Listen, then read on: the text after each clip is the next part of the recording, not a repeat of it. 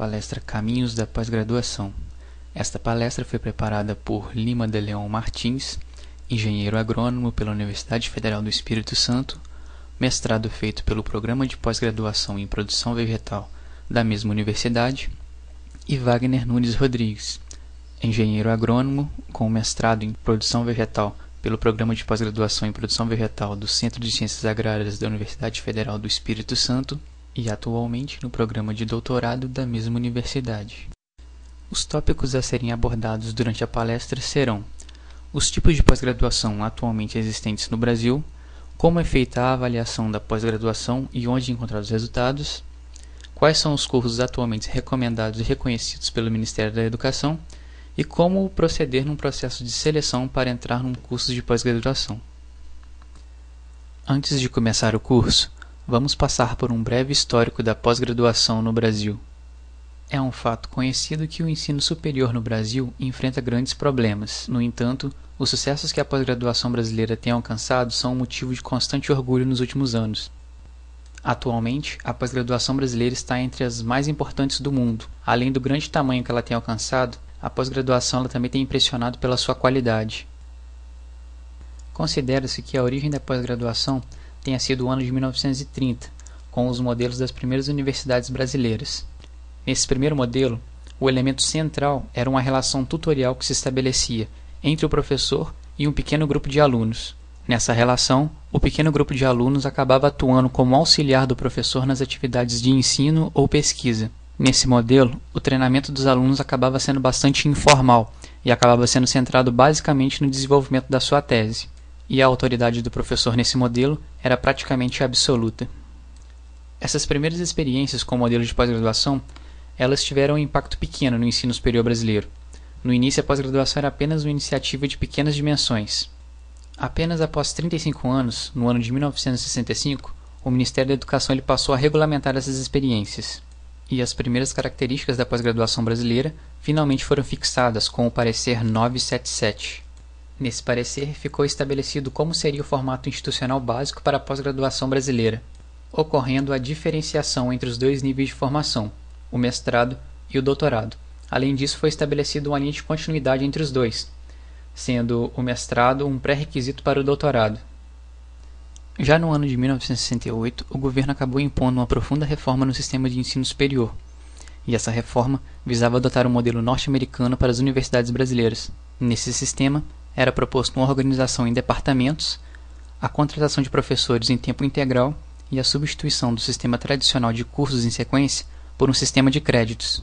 Com essas modificações, a pós-graduação passou a ser uma mescla dos dois sistemas, tendo que atender tanto os compromissos com o modelo antigo quanto as exigências propostas pela nova legislação.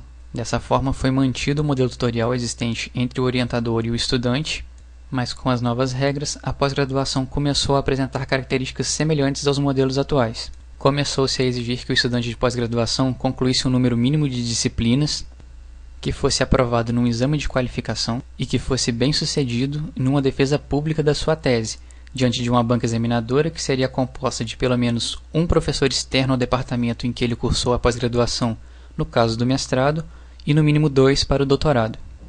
A partir de 1970, nota-se um grande salto na qualidade dos cursos de pós-graduação do Brasil.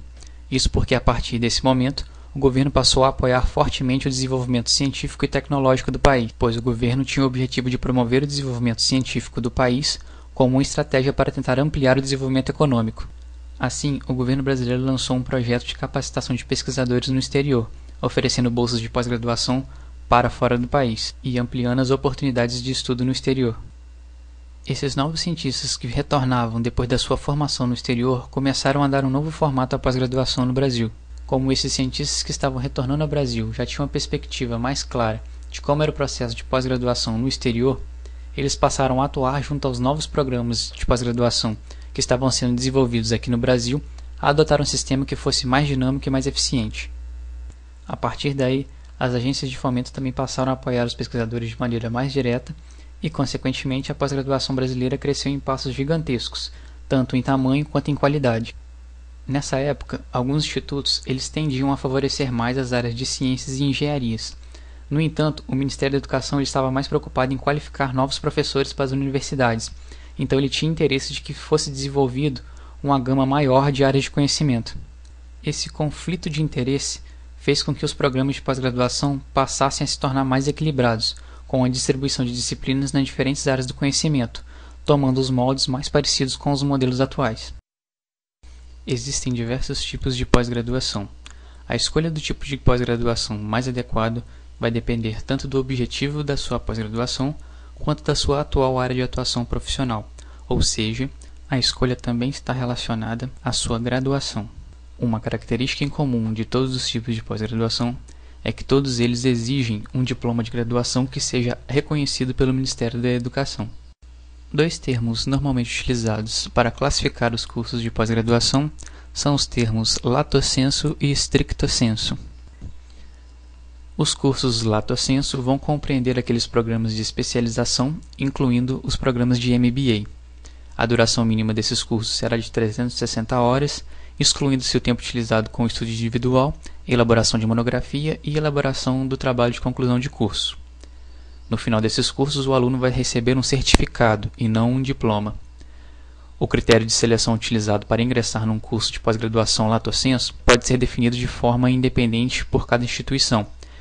A seleção normalmente vai ser composta por uma avaliação e uma entrevista, e a única exigência formal a ser cumprida pelo interessado é que ele possua um diploma de nível superior.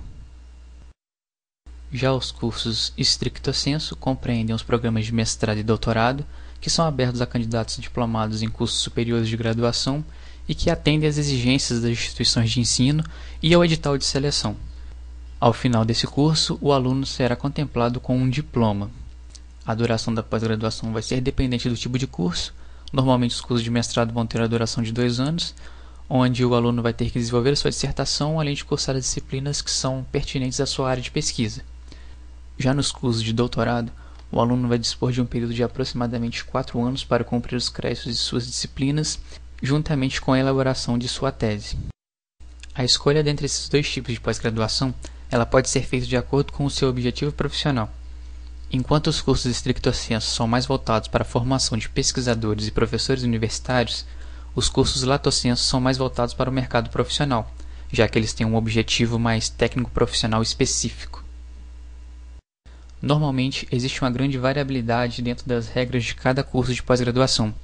Isso porque cada universidade ela vai ter liberdade para montar e administrar seus cursos de pós-graduação de acordo com as necessidades locais. Por isso, nem sempre existem regras fixas para a duração do curso e também para os requisitos que vão ser exigidos dos candidatos para ingresso nos programas. Os tipos de pós-graduação mais comumente encontrados são a especialização, o MBA, o mestrado acadêmico, o mestrado profissional e o doutorado. A especialização é voltada para pessoas que precisam aperfeiçoar ou atualizar as suas técnicas dentro de sua rotina de trabalho.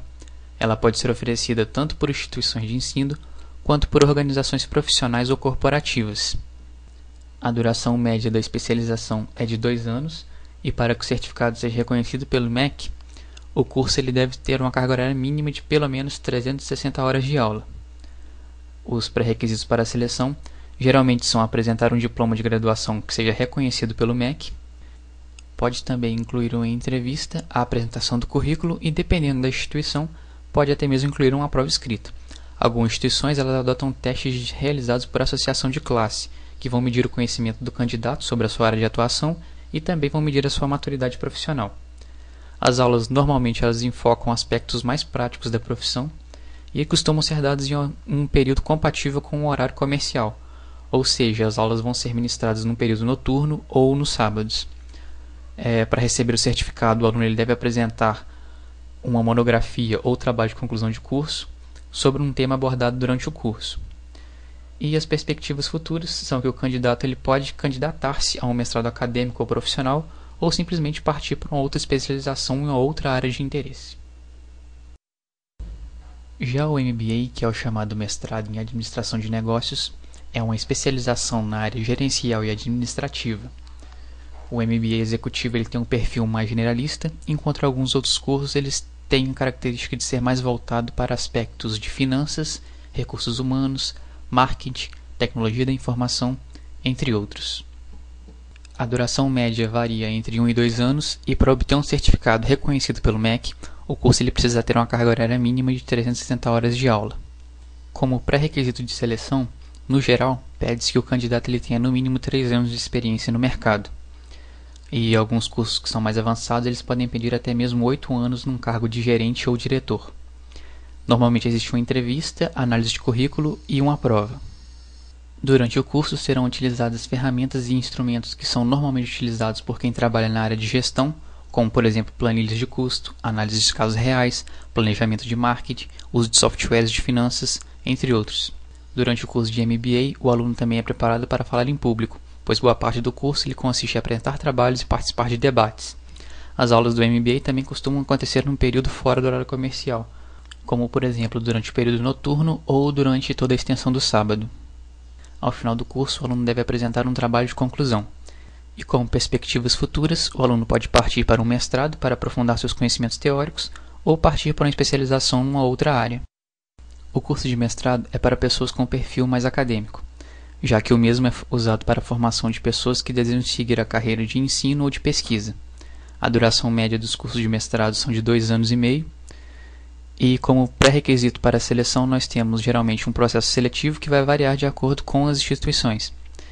No geral, o candidato ele vai submeter uma análise de currículo, apresentar um projeto de pesquisa e participar de uma entrevista. É comum ter uma prova de conhecimentos específicos gerais, além de demonstrar domínio de pelo menos um idioma estrangeiro. Muitos cursos de mestrado vão exigir dedicação exclusiva do aluno, mesmo que você não tenha aula todos os dias. Isso porque é necessário que o aluno participe ativamente de atividades do departamento, como por exemplo cursos, eventos, congressos, conferências e palestras. Também é necessário que o aluno leia muito e que cumpra prazos que normalmente são mais rígidos do que em outros programas de pós-graduação. Ao final de um curso de mestrado, o aluno deverá apresentar e defender uma dissertação sobre o seu tema de pesquisa diante de uma banca avaliadora. Além disso, é necessário que ele tenha sido aprovado em todas as disciplinas cursadas e que tenha entregue todos os trabalhos dentro dos prazos regimentais estipulados. Após um curso de mestrado, a evolução natural é seguir para um curso de doutorado. Já o curso de mestrado profissional é voltado especialmente para aqueles que desejam dominar metodologias de pesquisa e aprofundar conhecimentos específicos na sua área de atuação, mas com foco no mercado de trabalho. Um diploma desse curso também dá direito a seguir a carreira acadêmica. A duração média de um curso de mestrado profissional é de 2 anos. Os critérios e métodos de seleção vão variar de acordo com a instituição. Normalmente, pede-se uma prova, a apresentação de currículo, a apresentação de um projeto de pesquisa de acordo com a proposta do curso e também uma entrevista. Também é necessário que se tenha domínio em pelo menos um idioma estrangeiro. Nesse tipo de mestrado, acaba se reunindo profissionais de uma mesma área de atuação, o que permite uma boa troca de experiências práticas. No entanto, é válido ressaltar que esse mestrado é um meio acadêmico. Então, valores como a exatidão e a qualidade das informações são essenciais, tanto nos diálogos quanto na elaboração e apresentação dos trabalhos. Em algumas universidades, o aluno pode ser convocado para atividades programadas, como um estágio. Ao final deste curso, assim como no mestrado, é necessária a apresentação e a defesa de uma dissertação. Com perspectivas futuras, um aluno com mestrado profissional pode partir para o doutorado. O curso de doutorado é para aqueles que desejam seguir uma carreira universitária como pesquisadores e professores. A duração média desse curso é de 4 a 5 anos. A seleção para esse curso inclui análise de currículo, a aprovação de um projeto de pesquisa que deve apresentar tema ou foco inédito e original e normalmente uma entrevista. Também pode-se exigir uma prova sobre conhecimentos específicos e gerais e nos programas mais conceituados exige-se o domínio de pelo menos 2 idiomas estrangeiros. Normalmente exige-se dedicação exclusiva por parte do aluno e assim que ele cumpra os créditos das aulas, ele deve dedicar-se integralmente à pesquisa e à elaboração de sua tese. Também é importante que o aluno participe de eventos científicos. Ao fim de um curso de doutorado, ocorre a defesa de tese perante uma banca examinadora. Durante essa defesa, o doutorando vai ser sabatinado por especialistas na área de sua pesquisa. Como perspectivas futuras, após um curso de doutorado, pode-se partir para um curso de pós-doutorado, que é um programa de pesquisa pura, muitas vezes realizados pelo menos em parte, no exterior. O processo de reconhecimento e de avaliação dos programas de pós-graduação do Brasil sempre tiveram como principal objetivo a busca pela qualidade. O parecer da reforma de 1965 ele conferiu ao Conselho Federal de Educação a responsabilidade de realizar essa avaliação e esse reconhecimento dos cursos. No entanto, as primeiras tentativas acabaram sendo frustradas, porque o Conselho não conseguia acompanhar a velocidade com que os programas de pós-graduação cresciam e se multiplicavam dentro do país. Além disso, muitas vezes faltavam metodologias adequadas para a avaliação dos programas. Esse problema só começou a ser sanado a partir de 1976, quando o Ministério da Educação encarregou a CAPES de promover um processo de avaliação dos cursos de pós-graduação. Na verdade, o objetivo por trás dessa avaliação era gerar parâmetros que orientassem a melhor distribuição das bolsas de estudos dentro dos programas. Então, a CAPES usou como parâmetro de avaliação a produção científica de cada pesquisador ligado aos programas. Então, para cada área de conhecimento, a CAPES formou um comitê com a participação de pesquisadores de alto nível naquela área, e os mesmos ficarão encarregados de avaliar e classificar cada um dos programas. Com a repetição dessas avaliações ao longo do tempo, estabeleceu-se um padrão de qualidade de pesquisa no Brasil. Com o passar dos anos, a avaliação da CAPES passou a ser associada com o desempenho e o sucesso de cada programa. Então, quanto melhor a classificação de um programa, maior serão as chances de seus pesquisadores em obter bolsas e recursos financeiros para seus projetos. Para sanar mais alguns problemas, a partir de 1998, a CAPES instituiu um modelo ainda mais rígido de avaliação. Esse novo modelo continuou com o processo de avaliação através dos comitês de avaliação, mas passou a adotar um novo conjunto de indicadores e regras que deveriam ser utilizados nas avaliações de cada programa.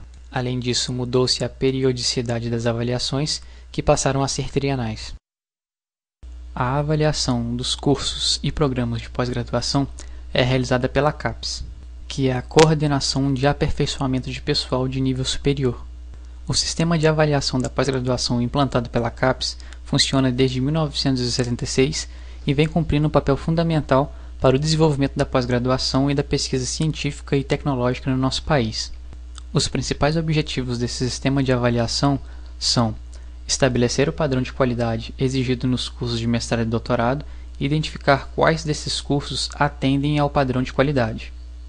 Outro objetivo é fundamentar os pareceres do Conselho Nacional de Educação sobre a autorização, reconhecimento e renovação de reconhecimento dos cursos de mestrado e doutorado brasileiros, já que esses cursos precisam ser legalmente reconhecidos para que possam expedir diplomas com validade nacional reconhecida pelo MEC. O sistema de avaliação também procura proporcionar uma evolução de todo o Sistema Nacional de Pós-Graduação, estabelecendo metas e desafios para proporcionar um aumento da competência nacional no campo da pesquisa. Também procura contribuir para o aprimoramento de cada curso de pós-graduação, assegurando um parecer criterioso de uma comissão de consultores sobre cada ponto fraco e cada ponto forte dos programas de pós-graduação, além de avaliar o seu desempenho e estabelecer uma referência sobre qual o grau de desenvolvimento em que ele se encontra. Outro objetivo do sistema de avaliação é contribuir para o aumento da eficiência dos programas no atendimento das necessidades nacionais e regionais de formação de recursos humanos, além de gerar dentro do país um banco de dados eficiente sobre a situação e a evolução da pós-graduação. Também visa oferecer subsídios para a definição de novas políticas de desenvolvimento e para fundamentar as decisões sobre as ações de fomento, consequentemente promovendo uma distribuição mais eficiente e mais adequada dos recursos na pesquisa e na pós-graduação. O sistema de avaliação da pós-graduação proposto pela CAPES é composto por dois processos conduzidos por comissões de consultores do mais alto nível, vinculados a instituições de diferentes regiões do país. São eles a avaliação dos programas de pós-graduação e a avaliação das propostas de cursos novos de pós-graduação. A avaliação dos programas de pós-graduação compreende a realização do acompanhamento anual e da avaliação trienal do desempenho de todos os programas de cursos que integram o Sistema Nacional de Pós-Graduação. Os resultados desse processo eles são expressos em uma escala de nota que varia de 1 a 7, que fundamentam a deliberação do CNE com o MEC sobre quais cursos vão obter a renovação do reconhecimento para o próximo triênio. As notas de 1 a 7 representam classes crescentes de qualidade, ou seja, quanto maior a nota, maior a qualidade do curso de pós-graduação. A segunda avaliação é a chamada avaliação das propostas de cursos novos de pós-graduação. Essa avaliação está relacionada à admissão dos novos cursos e programas ao Sistema Nacional de Pós-Graduação. Ao avaliar as propostas de novos cursos, a CAPES vai verificar a qualidade das propostas e ver se elas atendem ao padrão de qualidade requerido para o nível de formação. E, de acordo com o resultado do processo, será feito o reconhecimento do curso e a sua incorporação ao Sistema Nacional de Pós-Graduação. Ambos os citados processos, tanto a avaliação das propostas de pós-graduação quanto a avaliação das propostas de novos programas e cursos, são alicerçados em um mesmo conjunto de princípios, diretrizes e normas. Assim, eles compõem um só sistema de avaliação, e as atividades do mesmo vão ser realizadas pelos mesmos agentes, que são os representantes e os consultores acadêmicos. Os cursos e programas de pós-graduação que obtiveram uma nota igual ou superior a 3 na avaliação da CAPES atendem ao requisito básico estabelecido pela legislação vigente, são reconhecidos pelo Ministério da Educação e passam a poder expedir diplomas de mestrado e doutorado com validade nacional. Existe uma lista online com todos os cursos que são atualmente recomendados e reconhecidos no país. Nesta lista estão incluídos todos os programas e cursos cujos atos de reconhecimento ou de renovação de reconhecimento já foram oficializados pelo Ministério da Educação. Esses são os chamados cursos reconhecidos.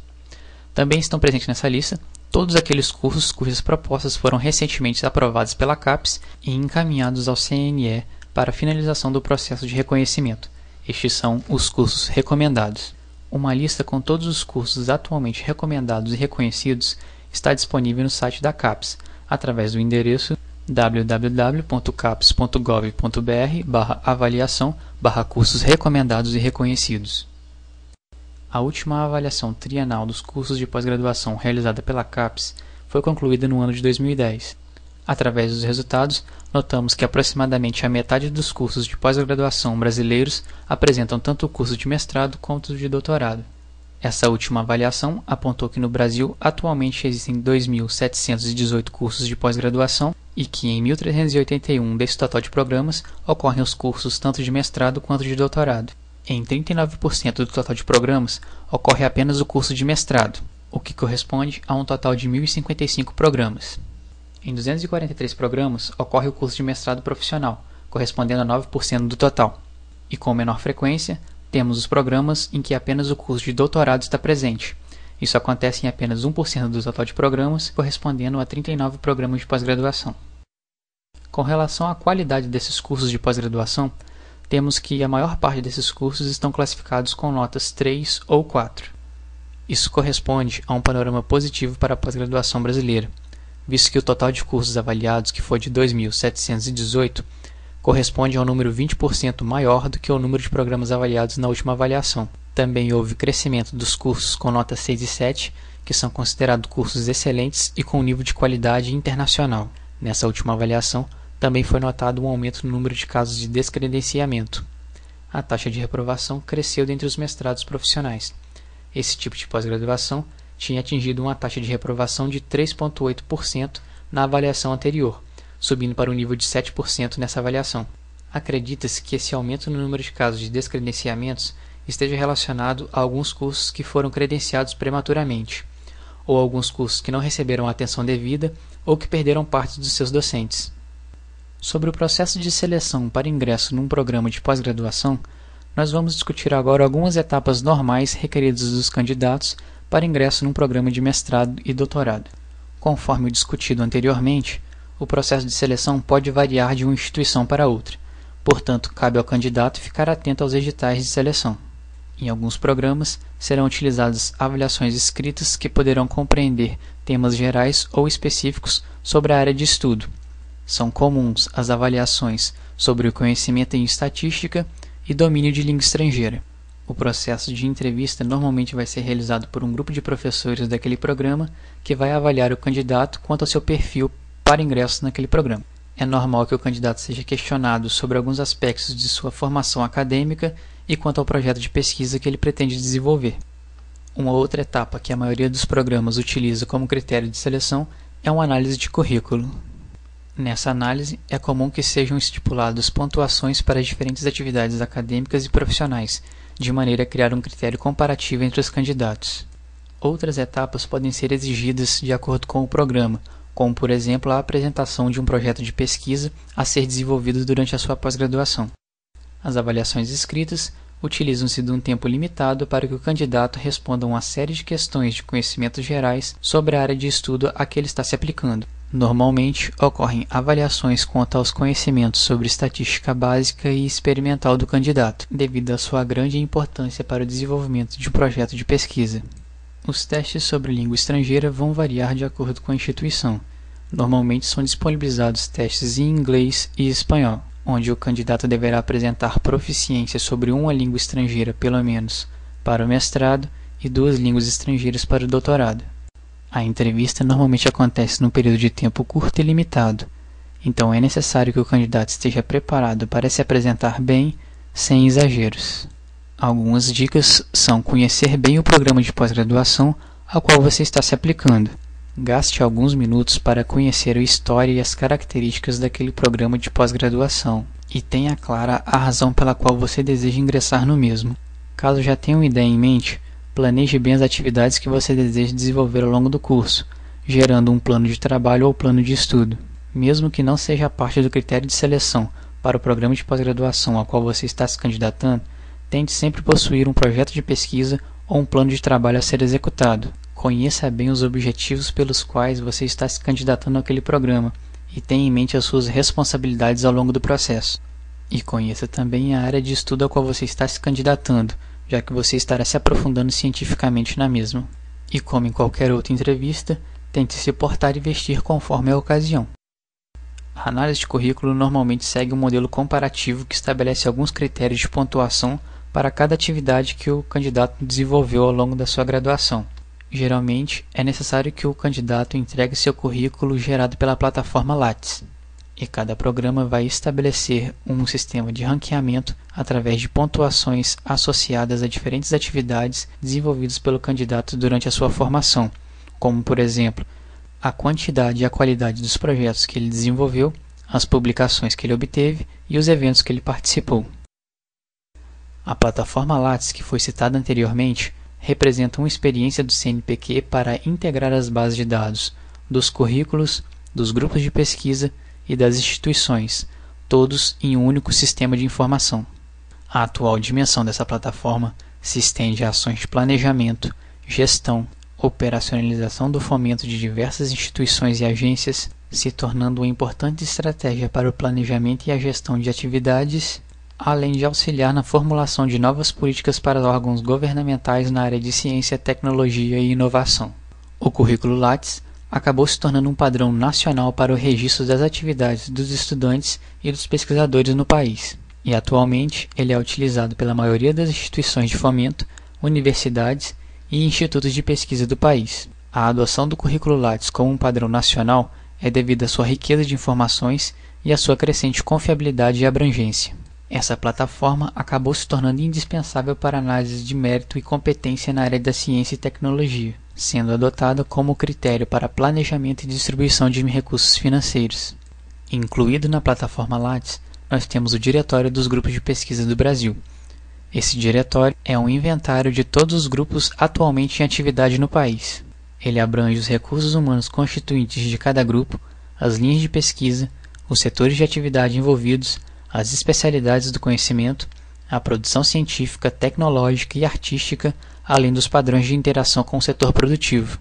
Cada um dos grupos está localizado dentro de um instituto, que podem ser, por exemplo, instituições de ensino superior ou institutos de pesquisa, e as informações sobre cada pesquisador que compõe aquele grupo serão extraídas através do seu currículo Lattes. Os dados do diretório são disponibilizados publicamente na internet, o que confere maior transparência e mais confiabilidade às atividades de fomento do CNPq e das agências que a utilizam.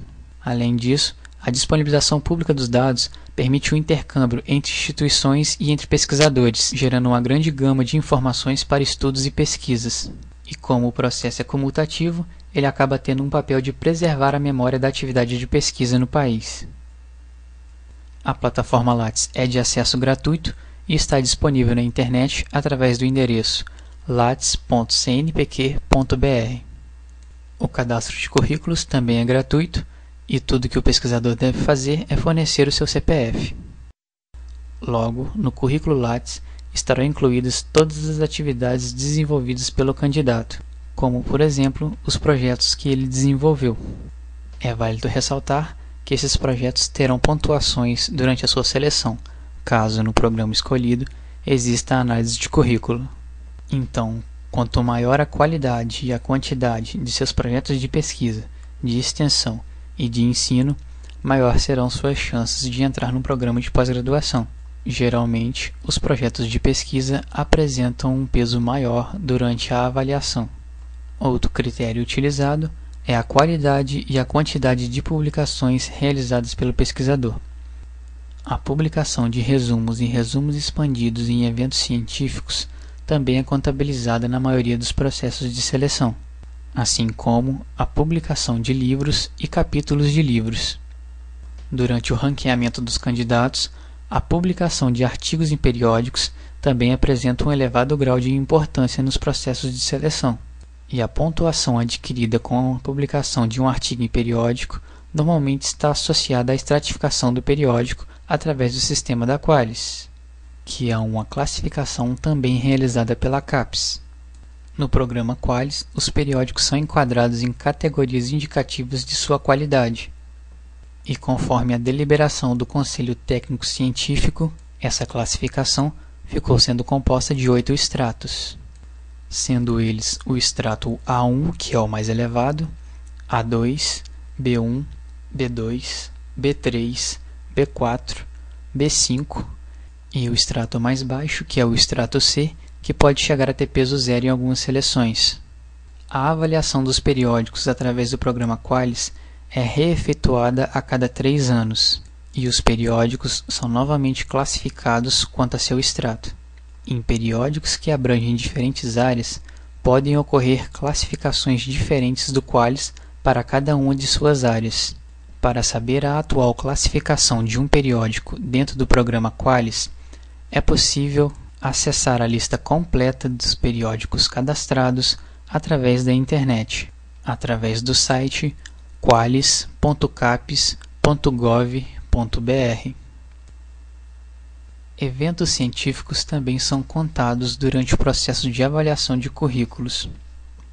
No Brasil, diversos eventos científicos acontecem ao longo do ano, tanto com âmbito mais geral quanto para áreas de conhecimento mais específico.